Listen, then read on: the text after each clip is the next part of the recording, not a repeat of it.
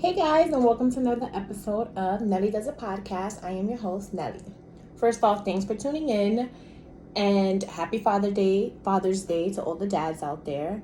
Um, so today I wanted to talk about your villain era, right? So I've been on TikTok, and I see all these funny TikToks. One being, music for entering your villain era, or that TikTok that's like, "Am I the villain? I think I'm the villain," and I love those TikToks. But oftentimes we are the heroes of our own stories, right? Even if we don't mean to be. When we're sharing something that we're going through or something that's happened to us, how we're working towards growth and our own self journey and stuff, oftentimes we view ourselves as the heroes in our own story, right? And when something happens to us, we are the victims. We are the victims, we are the heroes, we have to save ourselves, and yada, yada, yada, right? But oftentimes, that's just your perspective, right? And although things may have happened to you that aren't okay, or you have gone through things that you had to kind of fight through and grow through and learn through, part of your self-growth journey is accountability. It's knowing that you aren't always the hero, that sometimes you were the villain. Sometimes you have to hold yourself accountable. It's not only about holding other people accountable for their actions and the way they hurt you or the way that their journey affected you, because everything is about perspective, right? You may be looking at something as, wow, this person hurt me, this person did this and that to me, and I didn't deserve that. And you may have not deserved whatever was done to you, but are you taking accountability? Are you looking at, what did you do to this person? Why did you push this person to that point? And everyone's accountable for your own actions, the way you treat people, the way you interact with people. But sometimes you have to see it as, in your story, they're the villain. They're the one that did wrong, and you are the victim. You are the one that had to fight back and make sure that your feelings were heard, that your feelings were taken into consideration, that you stood up for yourself, that you advocated for your needs, and all those things are great. But sometimes you also have to be realistic in, was I the villain in the story? What did I do? Am I holding myself with the same accountability that I'm holding them, right? Am I looking at everything I've done and said and put into this situation that may have contributed to it getting to where it got, right? And a lot of times when we're looking at things from our own perspective, we're not looking at that. We're not looking at where we went wrong. We're not looking at what we could have done differently. We're looking at how everything affected us, how we feel about the situation, how we feel about what was said, how we feel and how we understood the events that took place, right? And when you take yourself out of the picture and you look at everything from the whole different perspective, sometimes you can see that you do contribute to a lot of your own downfall. Sometimes a lot of times we get stuck in this victim mindset, right? Because we're only thinking about what's done to us and how we're feeling and how we're taking information in, and we're not looking at what we're putting out into the world. We're not looking at how our actions, how our words and our own emotions are affecting those around us, right? And when you start to do that and you start to take accountability, you start to see that things aren't only from your perspective, right? There's a saying that says there's three sides to every story. It's your side, it's the other person's side, and then it's the truth. Because a lot of times the truth lies in that gray area. It's not everything how you perceive it, and it's not how everything that they perceive. It's somewhere usually in the middle. And you also have to take your own perspective into it, right? Because someone can say something. Someone can say, I like your shoes. And in your mind, they said it with an attitude. They were being sarcastic. You didn't like that. Now you feel insecure. Now you feel like, wow, do they really like my shoes? Are they being petty? Are they playing around? Are they trying to say there's something wrong with my shoes? And in that person's mind, they genuinely liked your shoes and they made a comment, right? Or they felt awkward in the moment and just blurted out the first thing that came out their head and said, I like your shoes. So when we're only looking at things from our perspective, we're only seeing one side of things. So sometimes you have to exit yourself out of the equation, take a step back, take your feelings out of it, take your own emotions and think logically, which is hard to do, especially if this is a situation where you're in a relationship or a friendship and it's a heated argument or a conflict and your feelings are hurt. When we're thinking emotionally, we're not thinking rationally, right? We can't exit out and just exit out our feelings and get out of the situation. Sometimes we have to take a minute to cool down, gather your thoughts, gather your feelings, and then think, and then be able to process whatever information is coming at you and kind of say, okay, you know what? I was upset. That's why I wasn't receptive to this information. That's why you saying you like my shoes, I went off because I felt insecure about my shoes. I was thinking, oh, these are the right shoes, or, whatever the situation is. But pretty much you have to sometimes take a second, pause, and figure out if you're speaking from your heart and speaking from your mind and from a logical place, or are you speaking from altered emotions? Are you at a heightened sense of emotions that what you're feeling right now may not be what you're feeling in 5 minutes or in 10 minutes, or, you never want to say things that you regret. And sometimes we do say things in the heat of the moment, in anger, in frustration, and that's okay, right? Because as long as you're able to take accountability for it afterwards and make changes. But sometimes you have to be very aware and intentional in the things that you say and do, because your words and your actions affect those around you, and they affect you, and they affect how you are treated by others. So when you have this victim mentality of this is always happening to me, or people always treating me this way or treating me that way, you have to start asking yourself, what am I doing to attract these kind of people that keep doing the same things to me, right? Why am I always going for the cheaters and the liars and the this and the that? Is it that you are easy to manipulate? Is it that you are easy to fool? Or is it that you keep attracting these type of people and you keep going towards people that you believe you can change, or you believe that you want to fix them? And it's all these different things that you have to take your own self into consideration. How am I keep putting myself in the same situations, right? Why am I meeting the same type of people? Why am I always the one to be fighting, or the one to be this, or the one to be that? And a lot of times the answers lie in the way you view yourself and what you project out into the world. And then other people see that, they feel that, and they treat you the same way. A lot of times we have to take our intentions and our actuality of a situation and kind of think about that, right? You may have not intended to hurt someone's feelings, but you might have. And even though those weren't your intentions, that's what you did. So sometimes you ask yourself, okay, like how do I hold myself accountable? How do I make this change? How do I work on myself? And a lot of it just starts with awareness. Being aware that you're not always going to be right. You're not always the hero. You're not always the victim or the one that's right in the situation. Sometimes you are wrong, even if those were not your intentions, even if that's not what you were trying to do. Sometimes you are, like, we're human, we're not perfect, and sometimes you are the one that's the issue. You are the problem. You are the villain. And that's the first step, is knowing, okay, you know what, if you're in a situation and you're arguing with someone, for example, and your second nature is to attack them because you feel attacked and they hurt your feelings, so now you're attacking them. Hold yourself accountable by, one, being mindful that, you know what, maybe I am wrong in the situation. Let's take a second. Let's think about it. And if I am wrong, and let's say there's a situation that you weren't wrong, but if I am wrong and this person feels like I have wronged them, let me check myself, take a step back, and process that. What would it mean if I was wrong?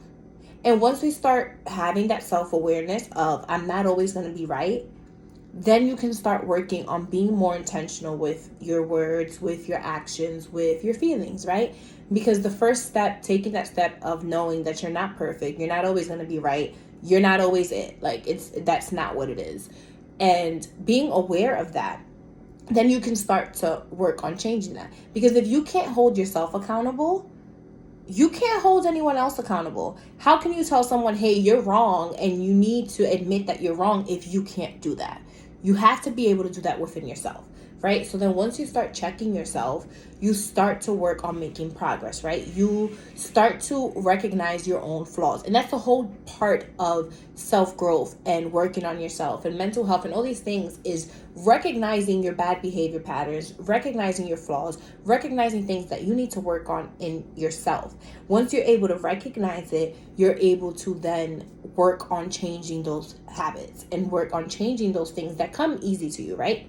Me, for example, when I feel attacked, I get on the fence. I get on the fence. When I feel like I'm wrong, I hate being wrong, I start being on defense. I go in defense mode, I start attacking, and that's not okay, right? So the first thing I start doing is having to recognize that feeling. Wow, I'm feeling cornered, I'm feeling attacked, or I'm feeling emotional.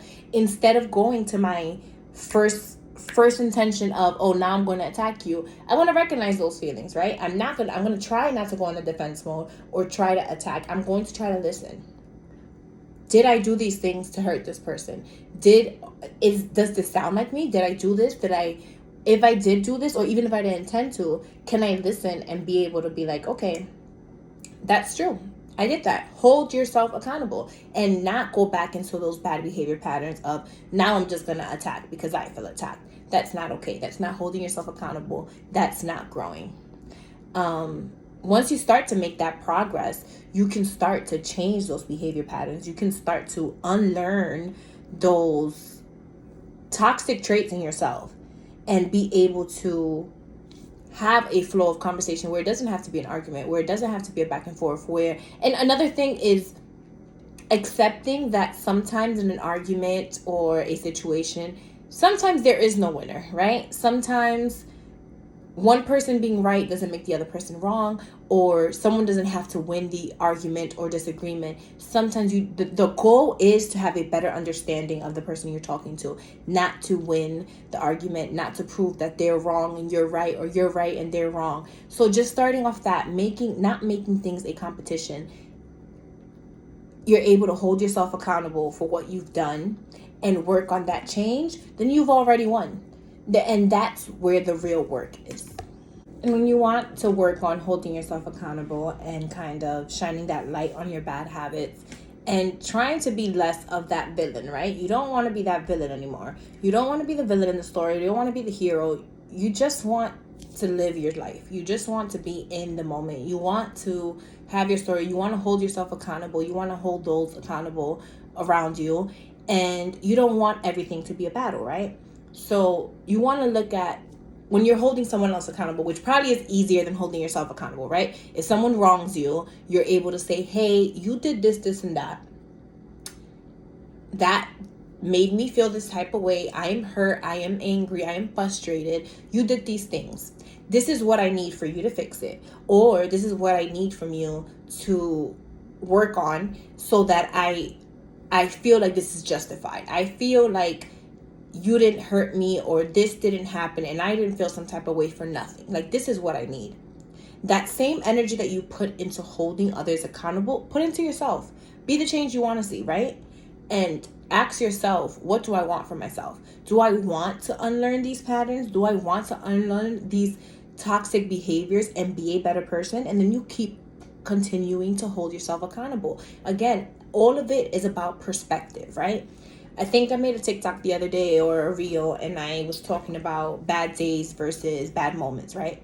A lot of times something in the morning happens to us. We wake up, we're in a bad mood, we're late for the bus, we're late for work, we're late for school, we spilt our coffee, something small happens, and we carry that for the rest of the day. Now it's like our mood is off. We're angry, we're frustrated, we're not interacting with people the way we should because now we're angry, now we're upset, and now everything just feels off. But could you have been late and been like, you know what, I'm a little late. It is what it is. Sometimes you're late. Could you have been like, okay, my coffee spilled, I'm going to go get another one. Or maybe I didn't need the caffeine, right? Maybe I'm already too jittery. Or just been upset for a moment and let it go. Right? We carry these things with us and we make it a bad day instead of a bad moment.